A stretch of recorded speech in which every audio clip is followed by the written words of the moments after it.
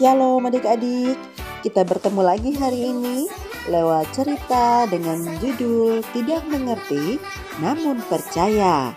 Ayo siapkan diri untuk kita dapat menyimak cerita firman Tuhan.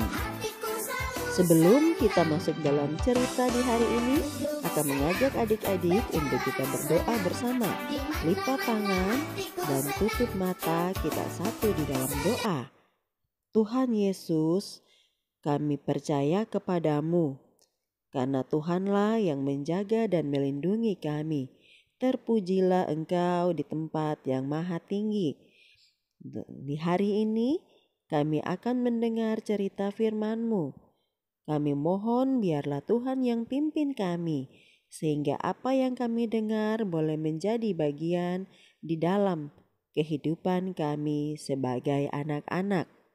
Kami selalu percaya kepadamu Tuhan, karena di dalam kehidupan kami mengalami hal-hal atas campur tangan Tuhan. Kehidupan, kesehatan, dan kekuatan semua adalah berasal daripada Tuhan. Terima kasih Tuhan Yesus, kami telah siap mendengar cerita firman-Mu. Amin.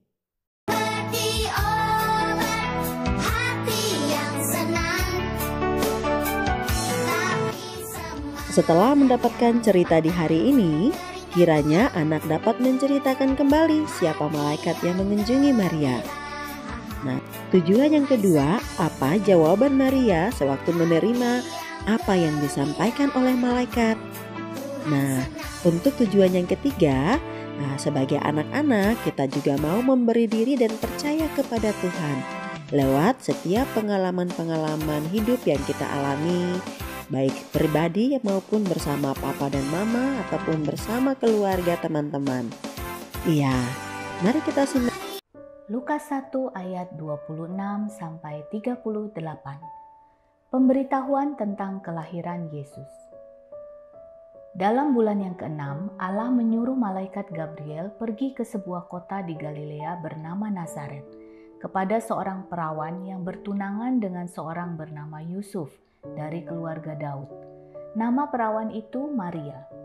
Ketika malaikat itu masuk ke rumah Maria, ia berkata, "Salam, hai engkau yang dikaruniai, Tuhan menyertai engkau." Maria terkejut mendengar perkataan itu, lalu bertanya di dalam hatinya, apakah arti salam itu? Kata malaikat itu kepadanya, "Jangan takut, hai Maria, sebab engkau beroleh kasih karunia di hadapan Allah. Sesungguhnya engkau akan mengandung dan akan melahirkan seorang anak laki-laki, dan hendaklah engkau menamai dia Yesus. Ia akan menjadi besar dan akan disebut Anak Allah yang Maha Tinggi.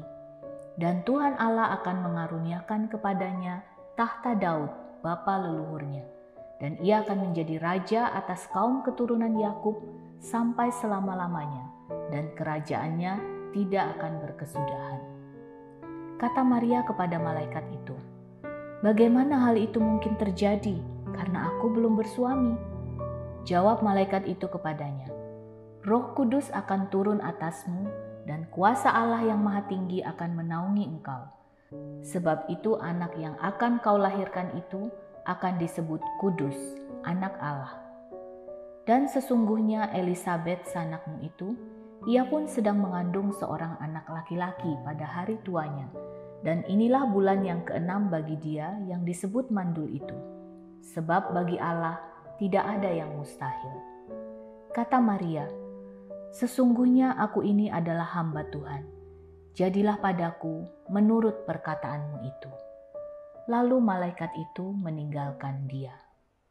Nah, begitu ceritanya adik-adik. Nah, kita juga harus belajar seperti Maria, karena Maria tidak paham kenapa sampai malaikat mengunjunginya. Maria tentu kaget, tetapi Maria mau belajar menerima hal yang disampaikan malaikat. Kenapa demikian? Maria memiliki iman kepada Tuhan.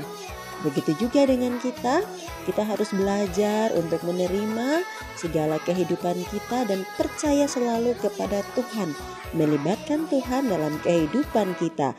Sekalipun masih anak-anak, kita juga harus belajar untuk selalu percaya dan mengandalkan Tuhan setiap saat. Sebagai bahan renungan kita, karena tidak ada yang mustahil bagi Allah adik-adik, maka orang-orang yang dipilihnya, yang dipilih oleh Allah, akan dipakai Allah juga harus berani mengatakan, "Ya Tuhanku, aku percaya, jadilah padaku sesuai kehendak-Mu." Demikian cerita kita di hari ini. Kiranya Tuhan memberkati adik-adik dimanapun adik-adik berada, dan tetap semangat walaupun mendapatkan cerita melalui media online. Tuhan memberkati kita semua. Shalom.